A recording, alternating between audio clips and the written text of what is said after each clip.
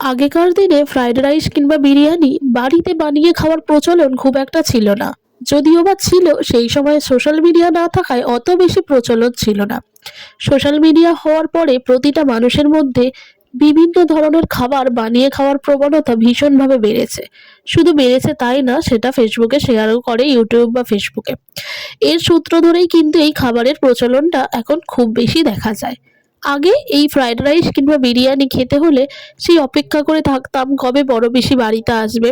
আমার বড় পিসি এই ধরনের রান্নাগুলো ভীষণ ভালো করে।